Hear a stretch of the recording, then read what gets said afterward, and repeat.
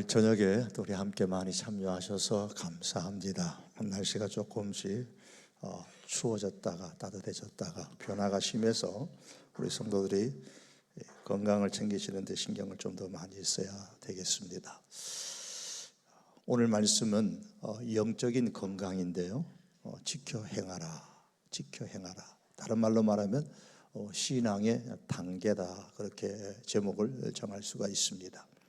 이 신명기의 말씀은 이스라엘 백성이 약속의 땅 가나안에 들어가기 직전에 모세가 이스라엘 백성에게 모압 평지에서 마지막으로 줬던 말씀이죠. 이 중에서 오늘 이 8장은 하나님의 명령을 지키고 순종해야 하는 그 이유, 그리고 그 중요성을 강조하고 있는 말씀입니다. 그래서 오늘 말씀의 제목을 1절에 나와 있는 것처럼 지켜 행하라, 그렇게 정했습니다. 디트리 본 해퍼는 진정한 예수님의 제자를 일컬어서 제자도, 제자의 길이라는 용어를 사용했습니다. 예수님의 진정한 제자는 어떤 사람인가?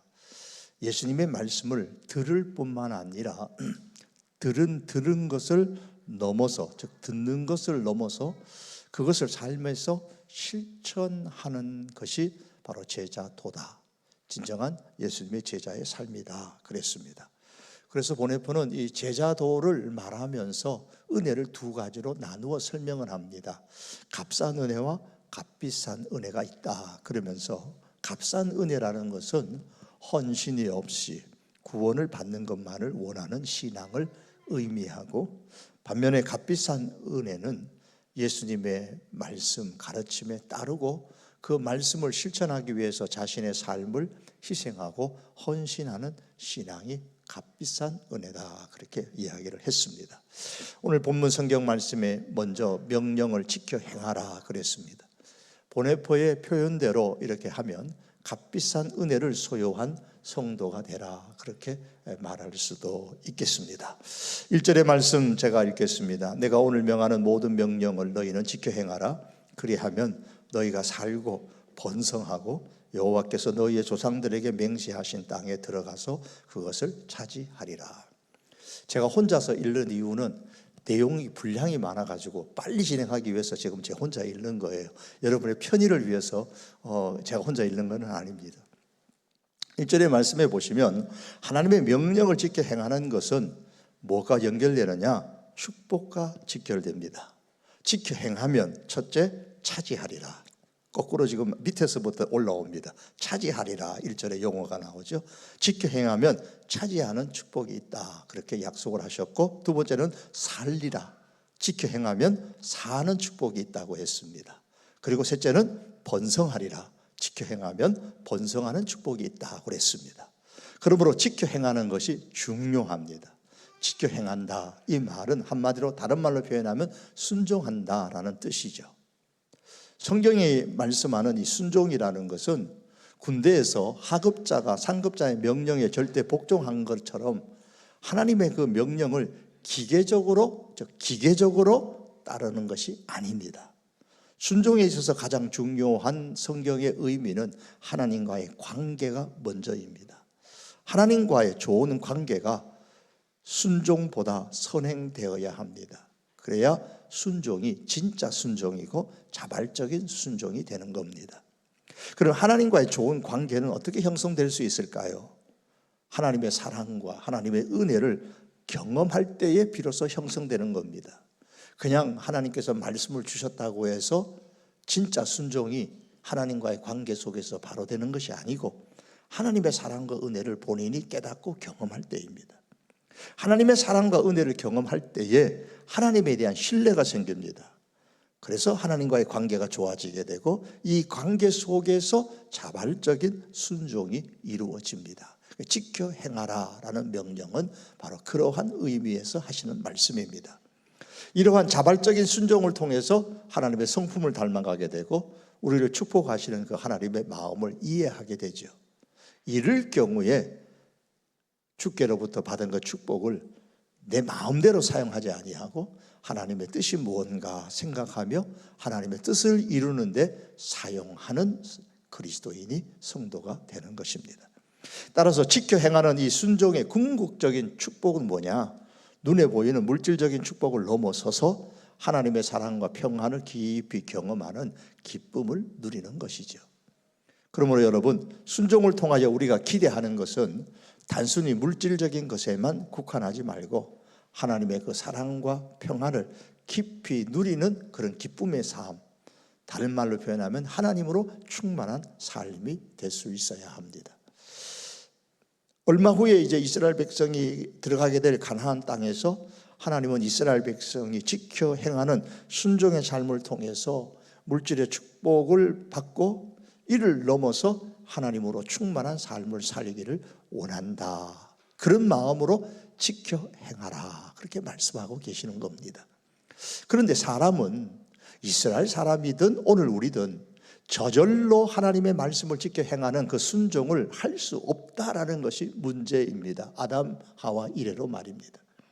따라서 지켜 행하는 이 순종의 삶을 살기 위해서는 반드시 훈련이 필요합니다.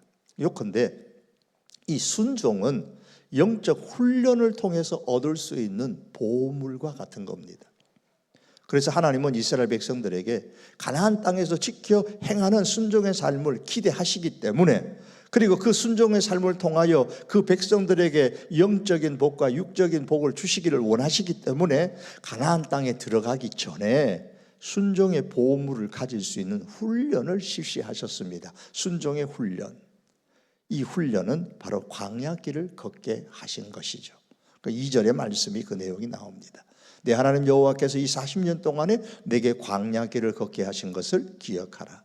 이는 너를 낮추시며 너를 시험하사 내 마음이 어떠한지 그 명령을 지키는지 지키지 않는지 알려 하심이라. 기억하라. 첫 번째가 기억의 훈련입니다. 이것은 순종의 첫 번째 단계입니다. 뭘 기억하라는 거예요? 40년 동안에 광야길을 걷게 하신 것을 기억하라. 40년 동안 광야길을 걷게 하신 목적이 무엇이라고요?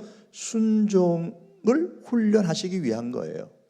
순종하는 사람이 되도록 훈련시키는 겁니다. 그러므로 이스라엘 백성은 가나안 땅에 들어가서 살 때에 하나님께서 지난 40년 가나안 땅에 들어오기 전 지난 40년 동안에 왜 우리들을 광야길을 걷게 하셨는지를 어디에서? 가나안 땅에서 기억하면서 살아야 한다는 거예요. 순종의 훈련을 이미 광야에서 받은 것을 기억하라는 겁니다. 왜 기억해야 됩니까? 가나안 땅에서 사는 동안에 광야에서 훈련받은 대로 가나안 땅에 사는 동안 그렇게 기억하고 순종하라는 겁니다. 그래야 차지하고 살고 번성하는, 더 나아가 평안과 기쁨의 삶, 하나님으로 충만한 삶을 살 수 있는 것입니다. 이것을 주기 위해서 기억하라 그랬습니다. 가나안 땅에 들어가면 광야에서 길을 걸었던 것을 기억하라. 오늘 우리도 마찬가지입니다. 성도인 우리들에게도 기억의 훈련이 필요합니다. 하나님께서 나를 광야길을 걷게 하신 것을 기억해야 됩니다. 나름대로의 광야길이 있을 것이고 우리나라의 대한민국의 국민으로서 태어나는 것 때문에 당하는 광야의 길도 있을 수 있습니다. 오래되신 분은 6.25라든가 과거의 보릿고개라든가 그 외에 등등의 개인적인 광야의 길이 있죠. 하나님께서 나를 광야길을 걷게 하신 것을 기억해야 됩니다. 이스라엘 백성이 광야를 피해서 가나안 땅에 들어갈 수 없었던 것처럼 성도는 광야를 피해서 평안과 기쁨의 삶, 하나님으로 충만한 삶을 살 수는 없습니다. 그런데 어떤 성도들은 대부분 반대로 생각하는 경향이 있습니다. 왜 교회에 왔느냐? 교회에 옴으로써 광야를 피해갈 수 있을 것으로 생각하는 경향도 있습니다. 그러나 하나님은 하나님으로 충만한 삶, 기쁨과 평안의 삶으로 인도하시기 전에 어떤 모습이로든 정도의 차이는 있겠지만 사람마다 광야길을 걷게 해서 기억의 훈련을 시킨다라는 사실을 알아야 됩니다. 이 기억의 훈련이 곧 순종의 첫 번째 단계인 겁니다. 기억하셔야 돼요. 그 다음에 깨달으라 그랬습니다. 깨달음의 훈련이 있습니다. 깨달음의 훈련은 이제 순종의 두 번째 단계입니다. 자, 기억했으면 내가 광야길을 걸었어. 그게 어땠다는 건데 그 의미를 깨달으라는 겁니다. 그래서 깨달으라. 뭘 깨달으냐? 광야길을 걷게 하신 이유를 깨달으라는 겁니다. 그 이유는 뭐라 그랬습니까? 낮추기 위한 시험이었다 그랬습니다. 마음이 하나님의 명령을 지키는지 지키지 않는지 알려는 시험이었다고 했습니다. 기억하라고 하신 하나님은 기억하는 것을 넘어서 깨달으라고 하셨습니다. 기억하기만 하고 깨닫지 못하면 고통과 불평만 생깁니다. 여러분, 과거의 고난, 과거의 그 생각하기도 싫은 어려움들 있었잖아요. 그걸 구태여서 기억만 한다면 얼마나 힘들겠어요. 기억하시는 것으로 끝나지 말고 그 의미를 깨달으라는 겁니다. 광야의 길을 걷게 하신 이유를 깨달아야 더 높은 순종의 단계로 올라갈 수가 있습니다. 깨달았을 때에 이스라엘 백성의 행동이 어떻게 변할까요? 낮아지는 겁니다. 낮추시기 위해서 나를 광야길을 걷게 하셨구나. 그걸 깨달았을 때에 비로소 낮아지는 삶을 삽니다. 즉 하나님의 명령을 지켜 행하는 삶을 사는 것입니다. 낮아지는 삶, 하나님의 명령을 지켜 행하는 순종의 삶을 살게 되는 것이죠. 하나님의 명령을 지켜 행하는 이 순종을 훈련하기 위해서 40년 동안 광야길을 걷게 하셨습니다. 그런데 그냥 단순히 광야길을 걷게 하신 것만이 아니라 또 다른 훈련을 시키셨습니다. 그것이 무엇입니까? 3절에 나옵니다. 너를 낮추시며 너를 줄이게 하시며 또 너로 알지 못하며 내 조상들도 알지 못하던 만나를 내게 먹이신 것은 사람의 떡으로만 사는 것이 아니요 여호와의 입에서 나오는 모든 말씀으로 사는 줄을 내가 알게 하려 하심이니라. 자, 이 3절 말씀은 마태복음 4장 4절과 누가복음 4장 4절에서 예수님께서 인용하신 아주 유명한 말씀이죠. 자, 깨달으라. 두 번째로 깨달아야 할 게 있습니다. 광야길을 걷게 하신 것을 깨달아라. 의미를 깨달아라. 두 번째 깨달아야 할 것은, 두 번째 깨달음의 훈련은 뭐냐면 뭘 깨달아야 되느냐? 만나를 주신 이유를 깨달아라는 거예요. 그 이유가 뭐라고요? 깨달아야 할 게 뭐냐면 사람이 떡으로만 사는 것이 아니라 하나님 말씀으로 사는 줄을 알게 하기 위해서다 그랬습니다. 이걸 깨달아라 그랬어요.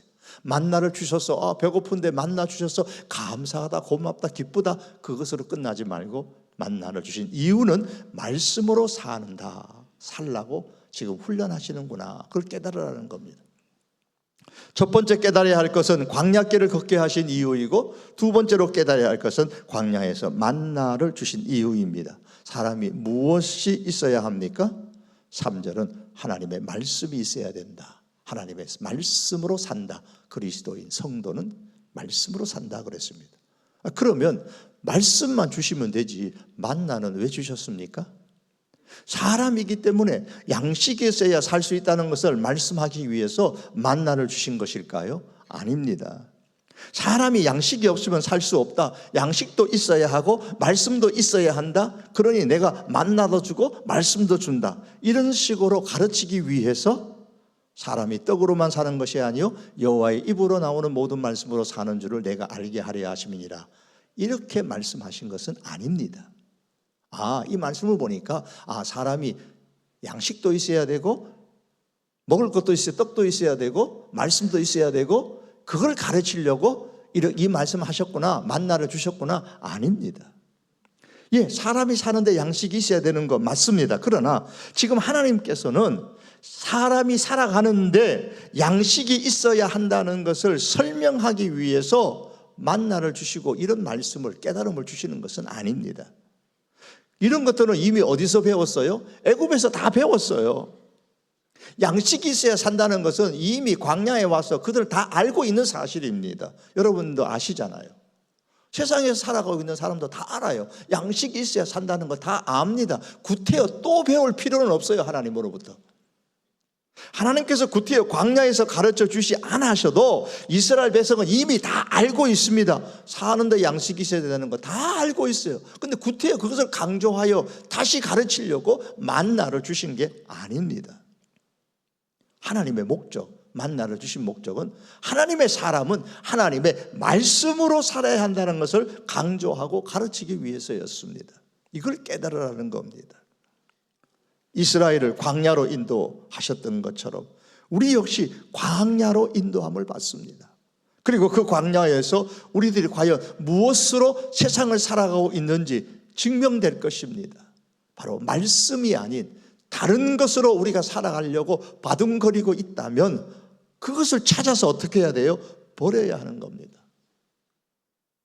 그게 바로 광야에서 우리가 깨달아야 될 것입니다. 사람이 떡으로만 사는 것은 애굽의 삶의 방식이에요. 말씀으로 사는 것은 하나님 나라의 삶의 방식입니다. 애굽은 떡이 생명으로 되어 있는 나라이지만 하나님의 나라는 말씀이 생명이 되어 있는 나라입니다. 서로가 전혀 다른 나라이기 때문에 광야를 통해서 애굽의 삶의 방식을 버리도록 하려는 것이 하나님의 의도인 겁니다. 만나를 주신 의도인 거예요. 성도가 하나님 나라를 소망하고 산다, 이 말은 단순히 사람으로 살아가지 않겠다는 뜻이 담겨져 있는 거예요. 떡으로 살아가는 세상에서 나는 떡으로 살지 않겠다라는 것은 단순한 사람으로 살기를 사실은 거부하는 것과도 같은 겁니다. 자신에게 생명되는 것이 떡 아닌 다른 뭔가가 있다는 것을 깨달았기 때문에 떡에 인생의 전부를 걸지 않고 살아갈 수 있는 겁니다. 여러분, 적어도 우리가 그리스도인이라면은 우리의 일용할 양식에 우리 생명 전체와 인생 전체를 걸고 살지 않아야 되는 겁니다. 떡으로 살지 않고 말씀으로 사는 것이라면 왜 하나님은 그런 광야에서 만나를 주신 것입니까? 만나는 떡이잖아요. 그런데 왜 만나를 주셨어요? 만나를 주신 이유는 사람에게는 떡이 있어야 한다라는 사실을 말씀하기 위해서 만나를 주신 건 아닙니다. 우리는 여기서 하나님께서 만나를 어떻게 주셨는지를 주목해야 되죠. 만나를 얻기 위해서 이스라엘 백성이 한 것이 무엇입니까? 구태여 이스라엘 백성이 한 행동이 있다면 아침에 천막 밖으로 나가서 이미 하나님께서 주신 만나를 거둬들이는 행동을 한 것이죠. 그것도 자기 마음대로 행동하는 것이 아니고 하나님께서 거둬들이라고 하신 방법대로 해야만 되었습니다. 다시 말해서 이스라엘 백성이 애써서 거둬들인 만나가 아닙니다. 그들이 애써 수고하고 만들어가지고 거둬들인 만나가 아니라는 말입니다. 만나는 사람이 행한 노력을 말씀하는 것이 아니고 하나님의 말씀대로 순종하는 것을 강조하기 위해서 주신 것입니다. 만나를 통해서 안식일을 지키는 훈련을 하셨고 만나를 통해서 말씀대로 사는 훈련을 하신 겁니다. 하나님의 말씀에 의해서 만나가 땅에 내렸습니다. 하나님의 말씀이 지시하시는 방법대에 따라서 만나를 거둬들였습니다. 그러므로 만나가 의미하는 것은 사람의 노력이나 수고나 행동을 강조하는 것이 아니라 하나님의 말씀을 강조하는 것입니다. 이스라엘이 광야에서 만나를 먹고 살았다라는 말은 떡을 먹고 살았다라는 의미가 아니고 하나님의 말씀을 먹고 살았다라는 의미입니다. 그걸 깨달아라는 거예요. 그렇다고 우리가 하나님의 사람이니까 오늘부터는 밥은 먹지 말자, 금식하고 살자, 그런 의미는 물론 아니죠. 떡이 없어도 양식이 없어도 믿음이 흔들리지 말고 살아야 한다라는 말입니다. 우리의 주된 삶의 근원은 말씀이기 때문에 혹 우리의 삶을 살다 보면 우리가 생각하는 만큼의 양식이 우리의 삶에 없을 수가 있어요.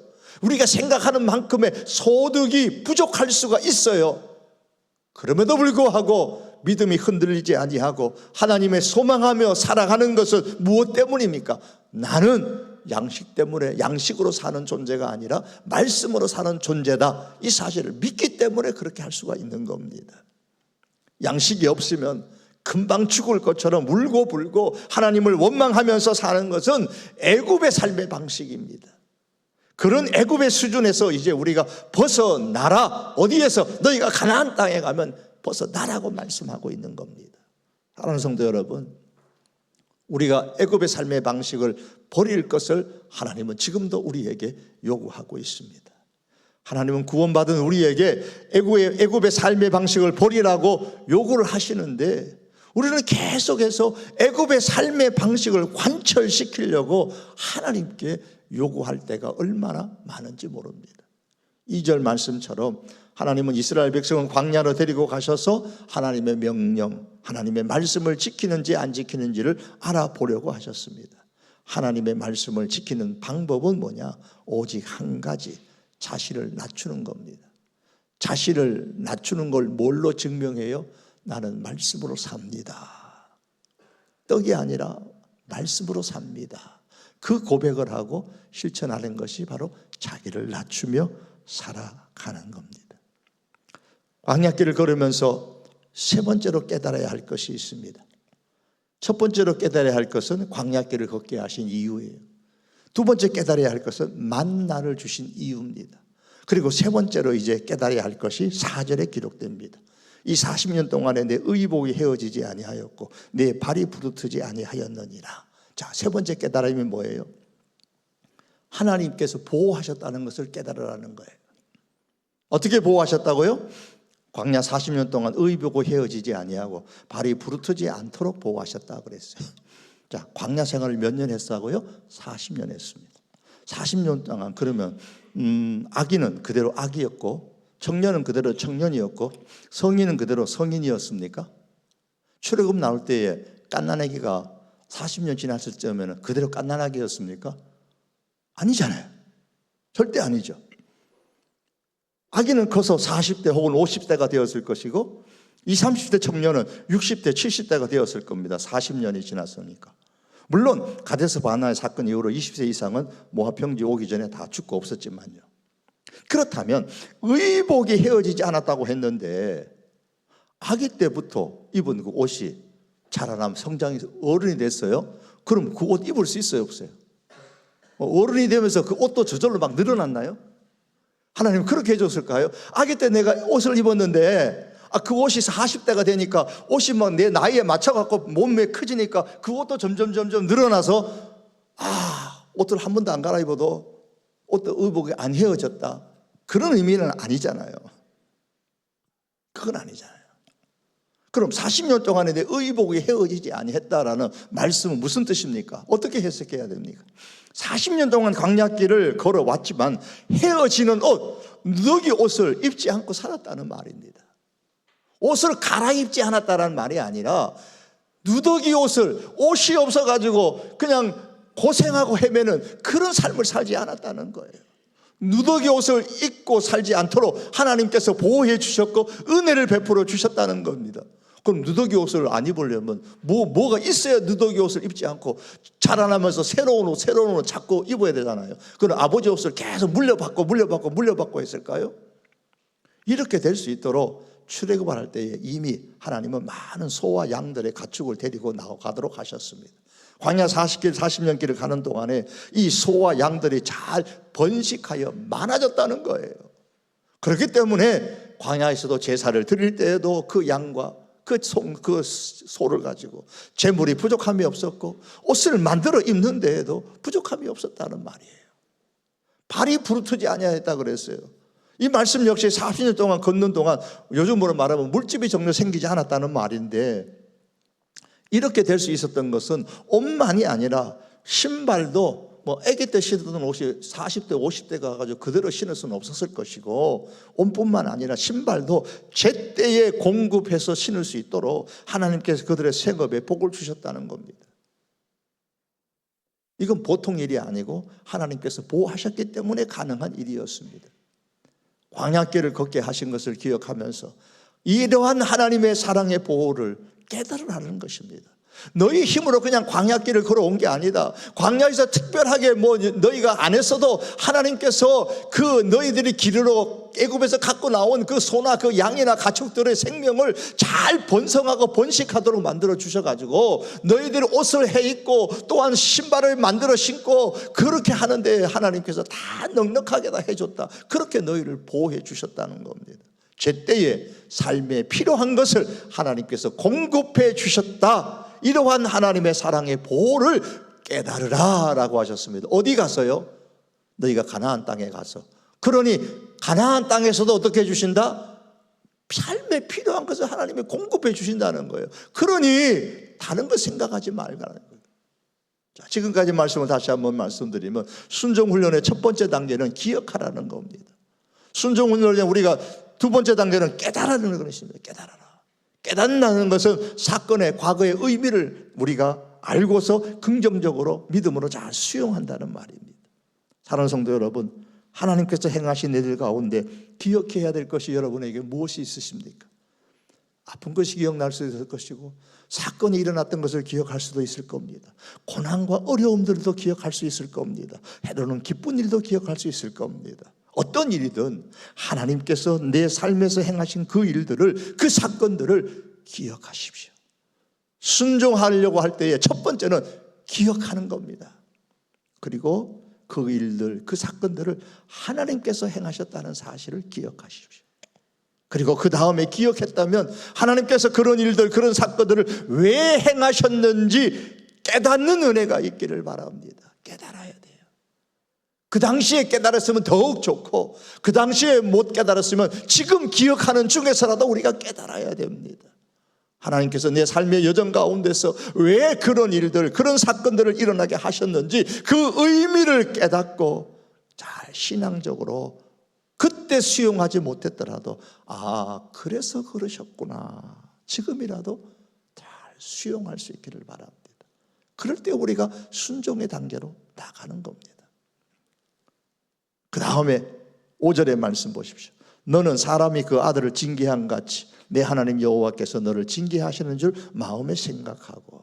여기서 징계라는 단어가 2번 나오는데 원래 단어의 의미는 교훈 혹은 단련, 훈련이라는 뜻입니다. 즉 너는 사람이 그 아들을 교훈함같이 혹은 단련함같이, 그런 뜻입니다. 내 하나님 여호와께서 너를 단련하시는 줄 마음에 생각하고, 그 말입니다. 부모가 그 자녀를 교훈하고 훈련시키는 것처럼 나의 삶에서 일어난 과거의 그 일들, 그 사건들은 하나님이 행하셨는데 왜 행하셨느냐? 나를 교훈하기 위한 것이다. 신앙으로 단련하기 위한 것이다. 이 사실을 마음에 생각하라 그랬습니다. 즉 신앙적으로 적극 수용하라 그랬습니다. 우리는 보통 생각은 뭘로 해요? 뭘로 생각해요? 머리로 생각한다 그러죠. 우리의 개념에는 머리로 생각한다 그러잖아요. 유대인의 개념에는 마음으로 생각한다 그럽니다. 그래서 마음으로 생각하라 그랬어요. 오늘 우리로 말하면 너 머리로 생각하라는 겁니다. 나의 삶의 여정에서 일어났던 일들, 사건들, 그것이 고난이든 기쁜 일이든 나를 위해서 하나님께서 교훈하시고 훈련시키신 것, 순종의 훈련을 시키신 것이다 라는 사실을 깨달아 마음에 적극적으로 수용하시기를 바랍니다. 이것이 순종훈련의 3번째 단계가 되는 겁니다. 순종훈련의 3번째 단계에 이르렀다면 이제 4번째 단계로 나가야 되는데, 그 4번째 단계는 6절의 말씀에 기록됩니다. 내 하나님 여호와의 명령을 지켜 그의 길을 따라가며 그를 경외할지니라. 순종훈련의 4번째 단계는 하나님의 명령은 그것이 무엇이든 그 명령하신 길만을 따라가는 것이고, 결국 이것은 하나님을 경외하는 것입니다. 여러분, 하나님을 경외하십니까? 그렇다면 하나님께서 제시하신 말씀의 길만을 따라가십시오. 이렇게 하는 것이 순종의 4번째 단계입니다. 하나님께서 지난 40년 동안 순종 훈련을 시키셨습니다. 그럼 이제 뭐가 남았을까요? 순종하는 일만 남았습니다. 순종의 훈련을 배웠으니 너희가 가나안 땅에 들어가거든 거기서도 순종하라. 지금 그 말씀하시는 겁니다. 그러면 어떻게 된다고 그랬습니까? 1절의 말씀처럼 차지할 것이고 살 것이고 번성할 것이라 그랬습니다. 자, 그러면 차지하고 살고 번성하는 것이 어디서 일어날 것을 말씀하는 거예요? 가나안을 말하는 겁니다. 지켜 행하는 순종을 통해서 이스라엘 백성은 가나안 땅을 차지하는데 계속 차지할 겁니다. 그리고 차지한 그 가나안 땅에서 계속해서 살아갈 것입니다. 그리고 차지한 가나안 땅에서 그냥 사는 것이 아니고 번성하며 살아갈 것입니다. 언제? 이 순종의 장계를 잘 거친 것, 순종의 훈련을 잘 받아서 너희가 가나안 땅에서 잘 실천하면 그 말입니다. 그러므로 가나안 땅을 차지하고 가나안 땅에서 살고 가나안 땅에서 번성하는 것은 모두 어디에 달려있다는 말입니까? 지켜 행하는 것, 순종에 달려있다.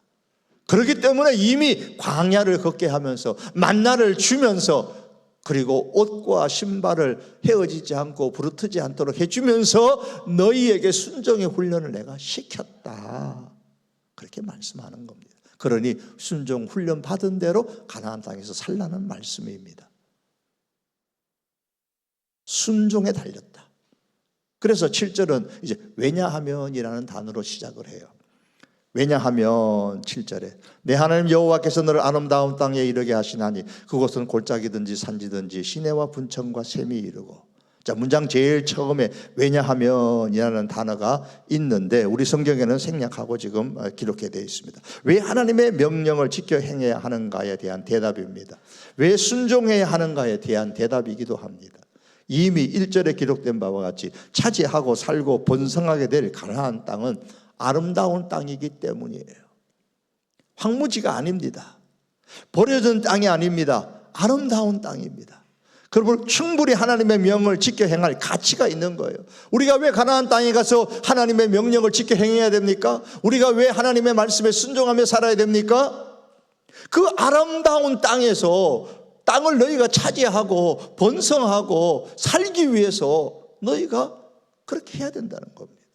충분히 순종할 가치가 있다, 그 말씀입니다.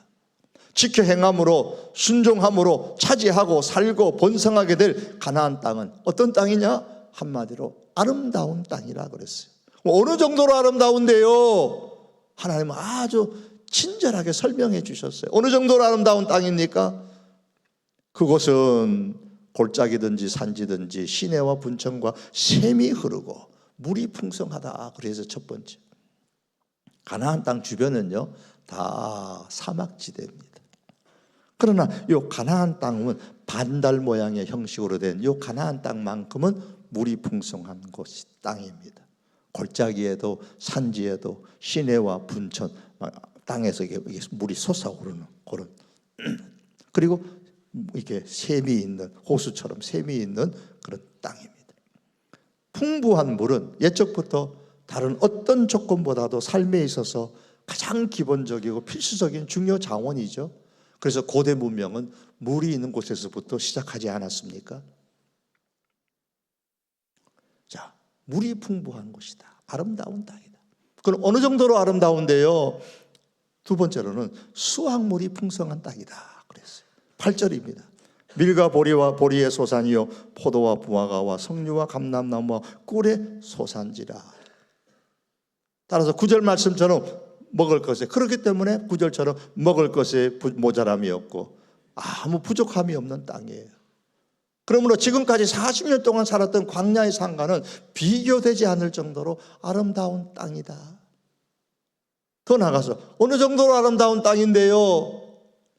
세 번째로 보니까 자원이 풍부한 땅이다 그랬어요. 9절에 보시면 내가 먹을 것에 모자람이 없고 내게 부족함이 없는 땅이며 그 다음에 그 땅의 돌은 철이요 산에서는 동을 캘 것이라. 이스라엘 가나안 땅에 들어가는 그 시기에는 고고학적으로 청동기 후기 시대에서 철기 초기 시대로 넘어가는 과도기에 해당되는 시기였습니다. 시대적으로 그래요. 고고학적으로. 청동기 시대가 어떤 시대입니까? 구리와 주석을 합하여서 만든 청동이 주된 금속으로 쓰였던 시기죠. 뭐 도구를 만드든지 무기를 만드든지 뭐 장식품을 만드든지 생활에 얻은 필수품을 만드든지 다양한 용도를 청동을 사용했습니다. 그러니까 청동이 많이 있어야 돼요. 또한 철기 시대로 넘어가는 시대였으니까 철기 시대는 청동보다 강한 철을 주재료로 사용했기 때문에 더 강력한 무기를 만들기도 하고 농기구를 만들기도 하고 그렇게 했겠죠. 그러므로 가나안 땅에 철과 동이 자원이 풍부하였다. 이 말은 생활에 필요한 혹은 군사력에 필요한 자원들이 충분히 제공될 수 있을 것이다를 말씀하는 거예요. 그래서 아름다운 땅이라고 그랬어요. 가나안 땅이 아름다운 땅인 이유는 풍부한 동과 철을 기반으로 생활에 필요한 자원들이 충분히 제공될 수 있는 조건을 갖추었기 때문입니다. 자, 아름다운 땅을, 이렇게 아름다운 땅, 물이 풍부하고 소산물이 풍부하고 그리고 자원이, 생활에 필요한 자원이 풍부하고 그래서 아름다운 땅이다. 이런 아름다운 땅을 10절에서는 뭘로 표현했느냐? 옥토다라는 단어로 표현했습니다. 옥토. 물과 소산물과 자원이 풍부한 땅이니 옥토다, 그렇게 표현을 했습니다. 그런데 이런 옥토, 이런 가나안 땅을 하나님께서 이스라엘 백성에 주시겠다 그랬습니다. 언제 주시겠다 그랬습니까? 순종, 지켜 행할 때. 10절에 봅니다. 내가 먹어서 배부르고 내 하나님 여호와께서 옥토를 내게 주셨으므로 말미암아 그를 찬송할 것이다. 너희가 그 땅에서 이제 하나님을 찬송하며 살게 될 것이다. 내 하나님 여호와께서 옥토를 내게 주시겠다 그랬습니다. 여기서 내라는 인칭 대명사 누구를 의미하죠? 물론 1차적으로 이스라엘 백성들입니다. 어떤 이스라엘 백성들입니까? 하나님의 명령을 지켜 행하는 이스라엘 백성이에요. 하나님의 말씀에 순종하는 이스라엘 백성입니다. 하나님의 말씀의 길로만 따라가는 이스라엘 백성들입니다. 결국 그 아름다운 땅, 옥토인 가나안 땅은 누가 차지하고 누가 그 땅에 살고 누가 그 땅에서 번성할 수 있습니까? 하나님의 말씀을 지켜 행하는 사람입니다. 이런 아름다운 땅이니 순종할 가치가 있지 않느냐는 거예요. 이것을 반대로 말하면 하나님의 말씀을 지켜 행하지 아니하면 그 아름다운 땅 옥토에서 쫓겨나게 된다는 말씀도 됩니다. 구약의 역사를 보면 우리는 그것을 볼 수가 있죠. 그렇다면 오늘 우리의 삶에서 결론을 다시 한번 내려야 됩니다. 가장 중요한 것은 무엇이 되어야 합니까? 아름다운 땅, 옥토가 아니에요. 눈에 보이는 아름다운 땅, 옥토가 아니에요. 이건 자손의 문제예요. 이건 하나님이 주시겠다고 하신 겁니다. 우선되어야 되는 것은 지켜 행하는 순종, 하나님과의 관계입니다. 그러므로 여러분, 지금 아름다운 땅과 옥토와 같은 것들이 내게 없다고 해서 가슴을 치며 울고불고 할 것이 아닙니다. 하나님과의 관계가 내가 멀어지고 깨어진 것에 대해서, 내가 하나님 앞에 더 순종하지 못하는 것에 대해서 사실은 가슴을 치며 울어야 하는 겁니다. 그러므로 현실 가운데 어떤 형편에서 살든지 먼저 저와 여러분들은 이 시대 가운데서 말씀으로 살려고 몸부림치며 그렇게 살아가십시다. 환경이 어떠하든 간에 말입니다. 우리 시대가 이제 우리나라도 불경기가 이제 들어왔다, 그런 말들을 여기저기서 많이 합니다. 경제적으로 불경기가 왔어도 하나님의 사람은 말씀으로 산다. 그래서 이런 불경제 속에서도 내가 말씀으로 살리라, 이런 각오로 우리가 몸부림치면서 살아야 한다, 그 말씀입니다. 그래서 지켜 행하는 순종으로 하나님을 경외하고 지켜 행하는 순종으로 하나님을 찬송하는 저와 여러분의 믿음의 생활이 될 수 있기를 주님의 이름으로 축복합니다. 기도드립니다.